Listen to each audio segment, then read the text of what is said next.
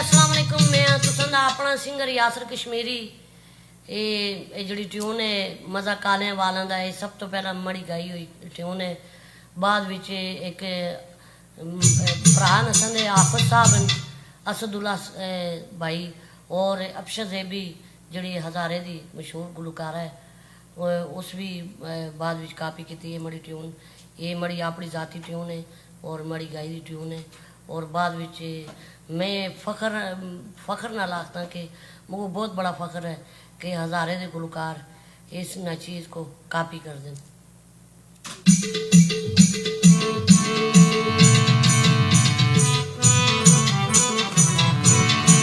ओ मज़ा कालिया वाला दा, मज़ा कालिया वाला दा, ओ तू दा चना की पता साडे दिलां दे हालां दा।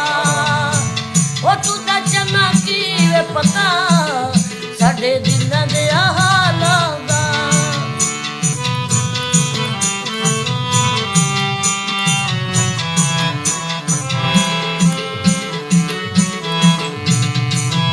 कोई पत्थर शतूतां दे, कोई पत्थर शतूतां दे, आशिकां दे काले कपड़े लंबे वाल मशूकां दे, आशिकां दे काले कपड़े लंबे वाल मशूकां दे।